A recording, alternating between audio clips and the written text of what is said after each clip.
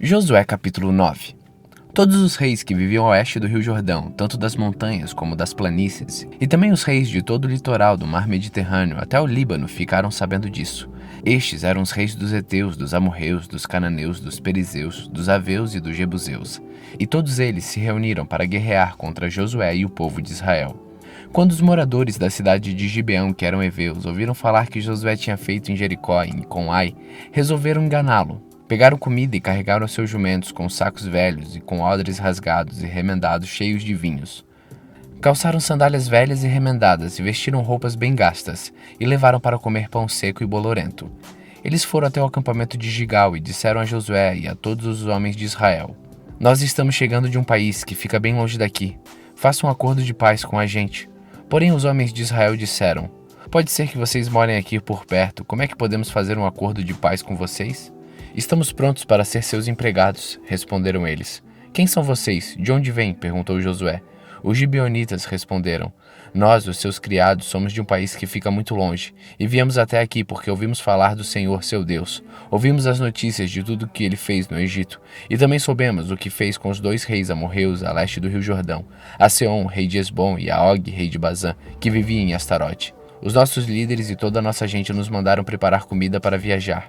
Eles nos mandaram encontrar com vocês e dizer: estamos prontos para ser seus empregados. Façam um acordo de paz com a gente. Vejam só o nosso pão. Estava quentinho quando saímos de casa no começo da viagem, mas olhem, agora está seco e bolorento. Quando enchemos de vinho estes odres, eles eram novos, mas vejam, agora estão rasgados. As nossas roupas e as nossas sandálias estão gastas por causa da longa viagem que fizemos." Os homens de Israel aceitaram a comida deles, porém não pediram conselho a Deus, o Senhor. Josué fez um acordo de paz com os gibeonitas, prometendo que não seriam mortos. E os líderes do povo de Israel juraram que cumpririam sua palavra. 3 dias depois de feito o acordo, descobriram que aquela gente morava perto. Tanto assim que os israelitas saíram do acampamento e 3 dias depois chegaram às cidades onde os gibeonitas viviam, isto é, Gibeão, Sefira, Beerote e Kiriat-Jearim. Porém, por causa do juramento que os seus líderes tinham feito aos gibeonitas, em nome do Senhor, o Deus de Israel, os israelitas não os mataram, e por isso todo o povo reclamou com os líderes, mas eles explicaram assim: "Nós juramos em nome do Senhor, o Deus de Israel, e agora não podemos fazer nada contra os gibeonitas. Por causa da nossa promessa, temos que deixá-los viver, senão Deus nos castigará. Deixem que eles vivam, mas terão de cortar lenha e carregar água para nós." Foi isso que os líderes disseram. Então Josué chamou os gibeonitas e perguntou: "Por que vocês nos enganaram, afirmando que vinham de longe, quando vivem aqui mesmo? E já que vocês fizeram isso, de agora em diante vão viver debaixo do castigo de Deus. É do povo gibeonita que saíram sempre os escravos para cortar madeira e carregar água para a casa do meu Deus." Eles responderam: "Fizemos isso porque ficamos sabendo que o Senhor, seu Deus, havia ordenado ao seu servo Moisés que entregasse toda esta terra aos israelitas, e também ordenou a você que, conforme fossem avançando, matassem todos seus moradores. Fizemos isso porque ficamos com muito medo de vocês, medo de sermos mortos. Agora estamos nas suas mãos. Faça de nós o que achar melhor." Josué protegeu os gibeonitas e não deixou que fossem mortos, mas daquele dia em diante, eles o obrigou a serem carregadores de água e rachadores de lenha para o povo de Israel e para o altar do Senhor Deus. Até hoje eles continuam fazendo isso, trabalhando no lugar escolhido por Deus para a sua adoração. Josué capítulo 10. Adonisedeque, rei de Jerusalém, ouviu dizer que Josué havia tomado e destruído completamente a cidade de Ai e matado seu rei. E ouviu dizer que havia acontecido o mesmo com Jericó e o seu rei. Também soube que os gibeonitas tinham feito um acordo de paz com os israelitas que viviam entre eles. Os moradores de Jerusalém ficaram com muito medo, pois a cidade de Gibeão era tão grande como qualquer outra governada por um rei, e era maior ainda do que Ai, e os seus homens eram soldados corajosos. Então Adonisedeque enviou mensageiros a Oão, rei de Hebrom, e a Pirã, rei de Jarmute, e a Jafia, rei de Laquis, e a Debir, rei de Eglon, com a seguinte mensagem: "Venham me ajudar a atacar Gibeão, porque o povo de lá fez um acordo de paz com Josué e com o povo de Israel." E esses 5 reis amorreus, de Jerusalém, Hebrom, Jarmute, Laquis e Eglon, ajuntaram-se com todos seus exércitos e cercaram e atacaram a cidade de Gibeão. Os gibeonitas então mandaram dizer a Josué no acampamento de Gilgal: "Não abandone a gente, venha depressa nos ajudar e salvar. Todos os reis amorreus que moram nas montanhas se juntaram contra nós." Então Josué e todo seu exército partiram de Gilgal, e o Senhor Deus lhe disse: "Não fique com medo desses reis, pois eu já lhe dei vitória. Nenhum deles será capaz de resistir." Josué saiu de Gilgal e marchou a noite toda, subindo sempre. Ele atacou de surpresa. E o Senhor Deus fez com que os inimigos ficassem apavorados quando viram o exército de Israel. Assim os israelitas os derrotaram completamente em Gibeão e os perseguiram na descida de Bet-Aron, combatendo até Azeca e Maquedá. E quando eles fugiram dos israelitas, correndo na descida de Bet-Aron até Azeca, o Senhor jogou do céu grandes pedras de gelo sobre os inimigos, e eles foram mortos. E morreram mais pessoas com essa chuva de pedras do que no combate com os israelitas. No dia em que o Senhor deu a vitória aos israelitas na luta contra os amorreus, Josué falou com ele, e na presença dos israelitas disse: Sol, fique parado sobre Gibeão, lua, sobre o vale de Aijalon.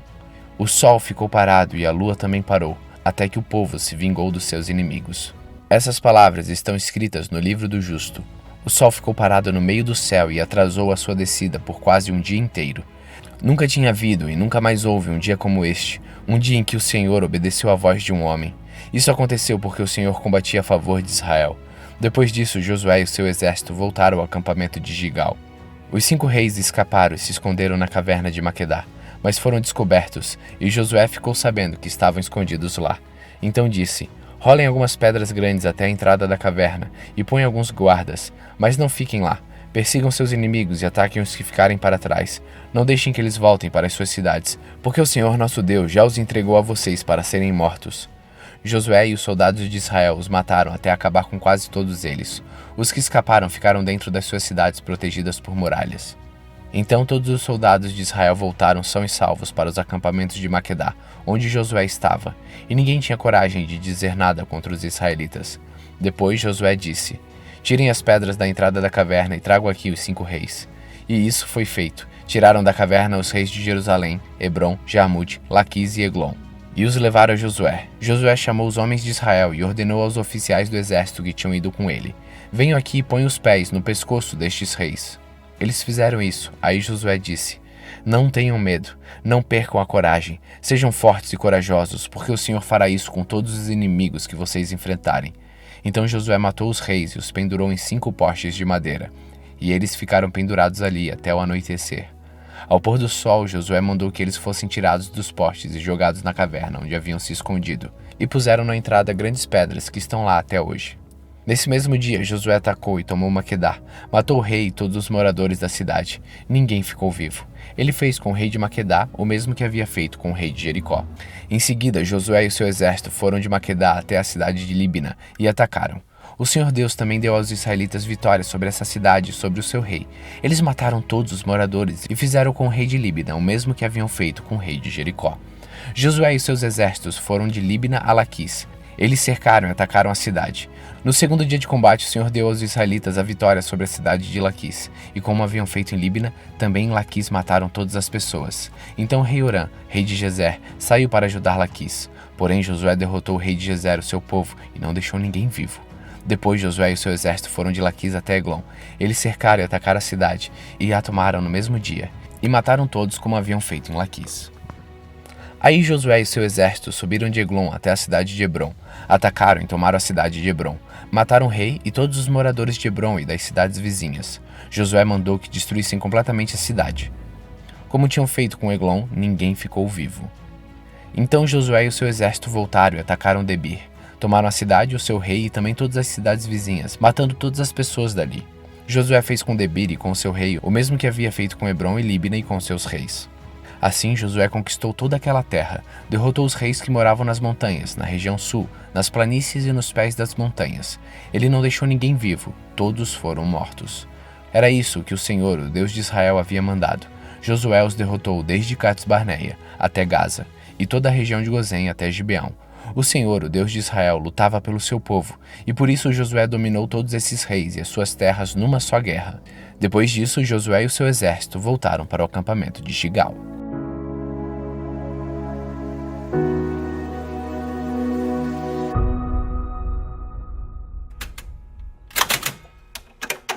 Salmos capítulo 101. Eu canto a respeito da fidelidade e da justiça. Canto hinos a ti, ó Senhor Deus. Serei honesto em tudo o que fizer. Quando virás para te encontrares comigo? Viverei uma vida correta na minha casa, e não deixarei que entre nela nenhum mal. Eu detesto as ações daqueles que se afastam de Deus, e não tomarei parte dos seus pecados. Afastarei de mim pensamentos desonestos, e não terei nada a ver com maldade. Destruirei aqueles que falam mal dos outros pelas costas, e não suportarei os orgulhosos e os arrogantes. Provarei os que são fiéis a Deus, e deixarei que morem no meu palácio. Aqueles que vivem uma vida correta poderão trabalhar para mim. Nenhum mentiroso viverá no meu palácio, nenhuma pessoa fingida ficará na minha presença. Cada dia destruirei os maus da nossa terra e expulsarei da cidade do Senhor todos os que praticam o mal.